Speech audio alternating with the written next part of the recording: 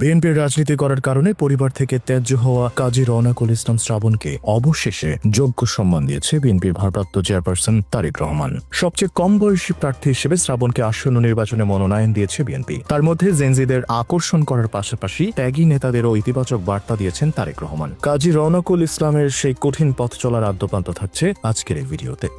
যশোরের কেশবপুর উপজেলার সাগরদার ইউনিয়নের চিংড়া গ্রামের ছেলে কাজী রওনাকুল ইসলাম শ্রাবণ। বাবা বীর মুক্তিযোদ্ধা কাজী রফিকুল ইসলাম ছিলেন উপজেলা আওয়ামী লীগের সহসভাপতি এবং উপজেলা পরিষদের সাবেক চেয়ারম্যান। শ্রাবণের আরো ৩ ভাই উপজেলা যুবলীগ ও ছাত্রলীগের শীর্ষ নেতা। তার বড় ভাই কাজী মুস্তাফিজুল ইসলাম মুক্ত উপজেলা আওয়ামী লীগের সাংগঠনিক সম্পাদক ও সাগরদার ইউনিয়ন পরিষদের সাবেক চেয়ারম্যান। মেজ ভাই কাজী মুজাহিদুল ইসলাম পান্না উপজেলা যুবলীগের সাবেক আহ্বায়ক। তিনি গত উপজেলা পরিষদ নির্বাচনে চেয়ারম্যান পদে অংশ নিয়ে পরাজিত হন। সেজ ভাই কাজী আজহারুল ইসলাম মানিক উপজেলা ছাত্রলীগের সাবেক আহ্বায়ক। এরকম কট্টর আওয়ামী পরিবারের সন্তান হয়েও শ্রাবণ শহীদ জিয়ার আদর্শ অনুপ্রাণিত হয়ে ছাত্র দলের রাজনীতি বেছে নেন। রওনাকুল ইসলাম ছাত্র দলের সভাপতি হওয়ার খবর প্রকাশ হলে তা কেশবপুরের রাজনৈতিক মহলে প্রধান আলোচনার বিষয় হয়ে উঠেছিল। আওয়ামী লীগ নেতার ছেলের বিএনপির রাজনীতি করার বিষয়টি শ্রাবণের বাবাও ভালোভাবে নেননি। এ কারণে ছেলের সঙ্গে ছিন্ন করেছেন সম্পর্ক। ছাত্র দল করার কারণে ১.৫ দশকের বেশি সময় ধরে শ্রাবণের পরিবার যোগাযোগ রাখেনি তার সঙ্গে। শ্রাবণও দীর্ঘদিন বাড়িতে যাননি, এমনকি পারিবারিক কোনো অনুষ্ঠানেও অংশ দেন না তিনি।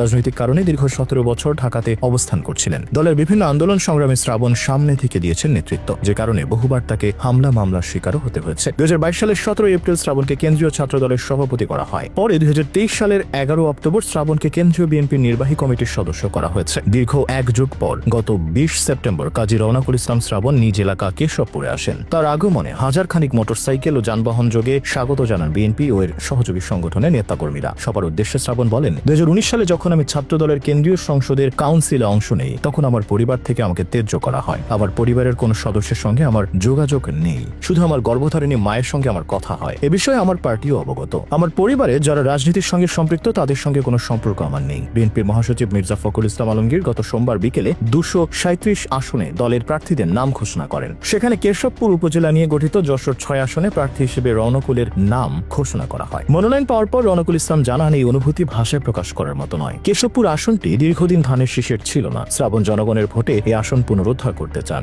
দল তার উপর যে আস্থা ও বিশ্বাস রেখেছে, এর প্রতিদান দিয়ে যেন জনগণের সেবায় নিয়োজিত থাকতে পারেন, সেটাই হবে শ্রাবণের প্রধান কাজ। এখন পর্যন্ত তিনি বিএনপির সবচেয়ে কম বয়সী প্রার্থী। এ কথা উল্লেখ করে রওনাকুল বলেন, বিএনপির ৩১ দফায় তরুণদের জন্য কর্মসংস্থানের ব্যবস্থা করার ঘোষণা আছে। তিনি নির্বাচিত হলে বিশেষ করে কেশবপুরের তরুণদের কর্মসংস্থান নিশ্চিন্তে কাজ করবেন। তরুণদের মাদক থেকে সরিয়ে কিভাবে ক্রীড়া ও সংস্কৃতি চর্চার দিকে নেওয়া যায়, তাদের ক্যারিয়ারকে কিভাবে এগিয়ে নেওয়া যায়, সেসব বিষয়ে কাজ করবেন শ্রাবণ। পাশাপাশি দলকে শক্তিশালী করার জন্য কাজ করে যাবেন তরুণী নেতা। এখন দেখার বিষয়, আসন্ন নির্বাচনে জয়ী হয়েও নতুন ইতিহাস সৃষ্টি করতে পারেন কিনা কাজী রওনাকুল ইসলাম শ্রাবণ।